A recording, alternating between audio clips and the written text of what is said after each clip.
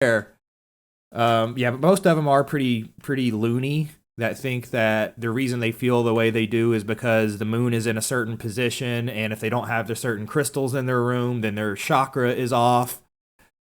All this shit is just paganism, by the way. All of it. When you meet a girl like that, what you need to do is say, "Would you like to come to church with me on Sunday?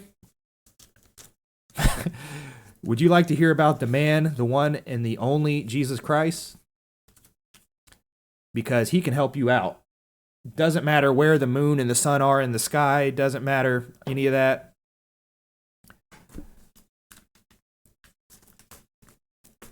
You're atheist, man. You believe that God can't exist? I totally understand being agnostic because I was agnostic for 20 years. I've only been a born again Christian for the last 3. I spent 20 years agnostic, all of my 20s. But I always, my belief back then was that I just hadn't seen the proof yet. I didn't see any proof that he couldn't exist. But at the same token, I hadn't seen any proof that he did exist, so that's why I just consider myself agnostic. Skeptical and lazy. Yeah, that'll keep you atheist, honestly. The longer you stay lazy, for one, because it does take intentional effort to find God. Not everybody's just going to be walking around and then God shouts down from the clouds, "Hey, I'm real." If you think that's how people become Christians, that's not how it works. Too lazy to pray or to seek him out. Hopefully, I don't know how old you are, but hopefully in time, you'll have circumstances that arise in your life that leave you so confused or potentially hurt. I'm not wishing this upon you, but this is what happens a lot of times. Things just go so badly or get so disappointing that you have to look somewhere else for answers. And you have to believe that there is an answer. Atheists want to say that all of this is just, it's nihilism. There is no meaning behind any of this. There's no orchestration behind any of it. This isn't part of a plan or anything like that. It's just a bunch of nothingness, and we're all just kind of randomly bumping into each other. And so how it worked for me, because, that was kind of how it felt for a long time, was that a string of events that were far, far too coincidental happened to me. After which, because even then that wasn't enough to convince me. I was like, a lot of interesting stuff happening here, and that's highly coincidental. It doesn't happen very often, but, it doesn't mean that God exists. But I was dating somebody who was Christian before I was, and they had told me how helpful praying was to them to relieve anxiety, to have somebody to talk to 24/7, 365, when perhaps there are times when you don't have anybody else to talk to. And so I resorted to prayer even before I believed in God. I didn't even know, what am I supposed to even be doing in these prayers? What am I supposed to be saying? Is there a special way you're supposed to do it in order for it to work? How does all this work? But I just started praying and hung out with some Christians who helped me understand how you're supposed to pray, and that it's not a vending machine. You don't sit down and pray for a certain outcome, and you don't make these promises. For one, you can't negotiate with God. You can't say in a prayer, "Hey God, I met this new girl that I really like, and I really hope she likes me. And look, here's the deal: if you're willing for us to stay connected and for her to stay with me, then I'll stop doing these other things that I know are unhealthy for me. I'll stop watching porn. I'll stop using drugs. I'll stop cussing." And there you are. You're sitting there trying to negotiate with the creator of the entire world, all existence. And that's not how God works. God is not transactional. First thing everybody has to understand is that God needs nothing from you. God can have anything and everything he wants at any point in time. So he doesn't need you to do favors for him to clean up your act to make him feel better. He doesn't need that.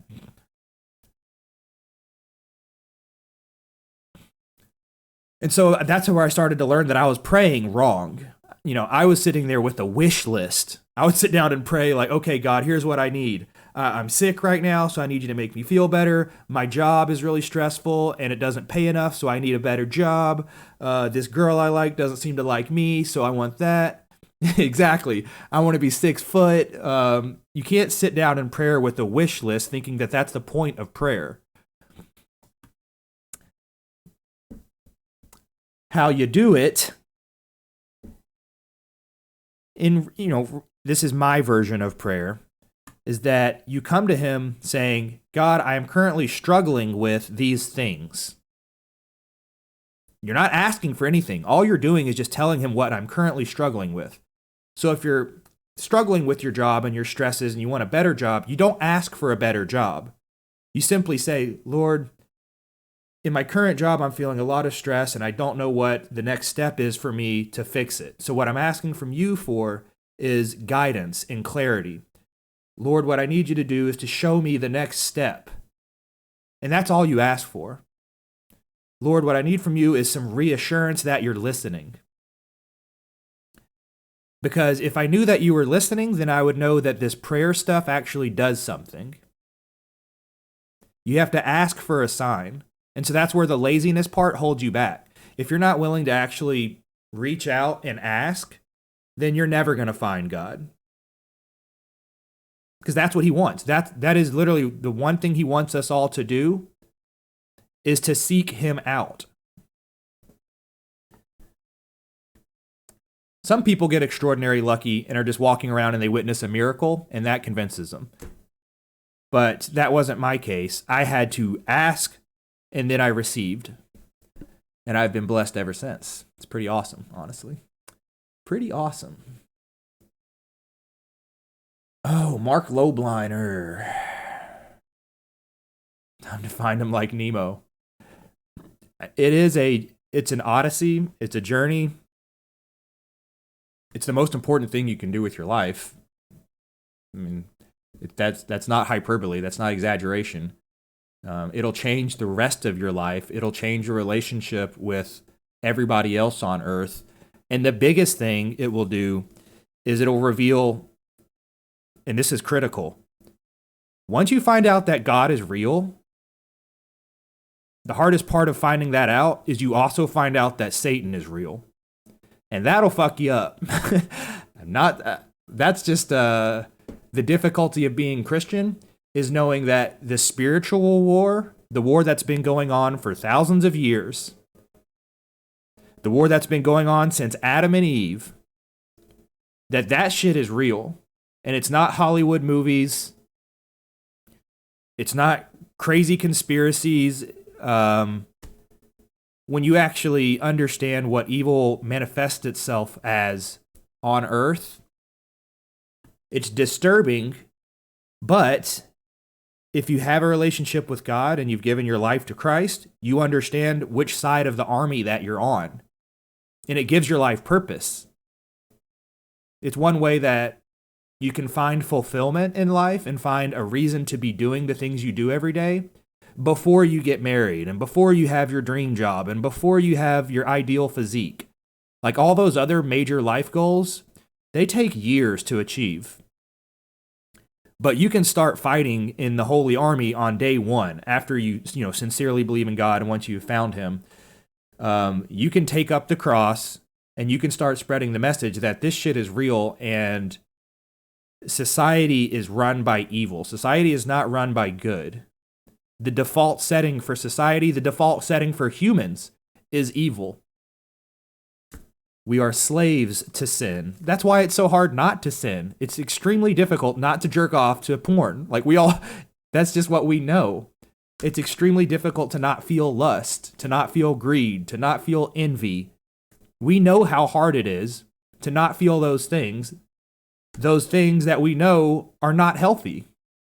It's not healthy to sit at home thinking about your neighbor who has a bigger screen TV and a nicer car and greener grass and a hotter girlfriend. That's not healthy. That's envy. And when you're sitting there swimming in that feeling, that is Satan having overtaken your mind.